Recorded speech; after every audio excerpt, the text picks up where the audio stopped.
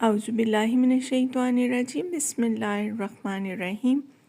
رب اشرح لی صدری ویسر لی امری واحلل عقدۃ من لسانی یفقہوا قولی واجعل لی وزیرا من اہلی، آمین یا رب العالمین۔ سورہ تغابن کا ترجمہ آیت نمبر 9 سے شروع کرتے ہیں۔ اس کا پتہ تمہیں اس روز چل جائے گا جب اجتماع کے دن وہ تم سب کو اکٹھا کرے گا۔ وہ دن ہوگا ایک دوسرے کے مقابلے میں لوگوں کی ہار جیت کا۔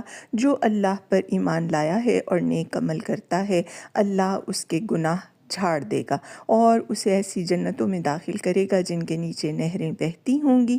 یہ لوگ ہمیشہ ہمیشہ ان میں رہیں گے، یہی بڑی کامیابی ہے۔ اور جن لوگوں نے کفر کیا ہے اور ہماری آیات کو جھٹلایا ہے، وہ دوزخ کے باشندے ہوں گے جن میں وہ ہمیشہ رہیں گے، وہ بدترین ٹھکانہ ہے۔ کوئی مصیبت کبھی نہیں آتی مگر اللہ کے اذن ہی سے آتی ہے۔ جو شخص اللہ پر ایمان رکھتا ہو، اللہ اس کے دل کو ہدایت بخشتا ہے۔ اللہ کو ہر چیز کا علم ہے۔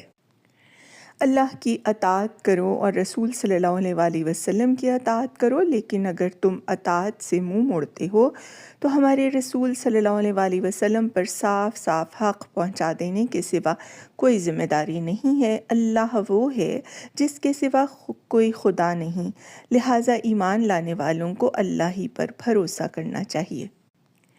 اے لوگو جو ایمان لائے ہو، تمہاری بیویوں اور تمہاری اولاد میں سے بعض تمہارے دشمن ہیں، ان سے ہوشیار رہو۔ اگر تم عفو و درگزر سے کام لو اور معاف کر دو تو اللہ غفور الرحیم ہے۔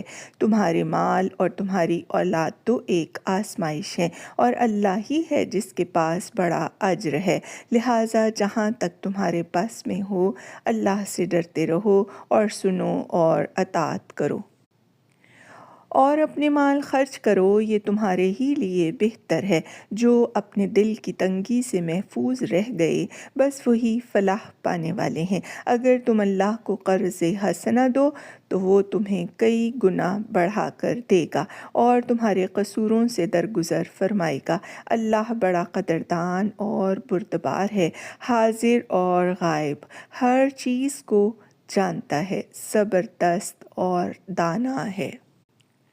صدق اللہ العظیم۔ وآخر دعوانا ان الحمد للہ رب العالمین وسلام علی المرسلین۔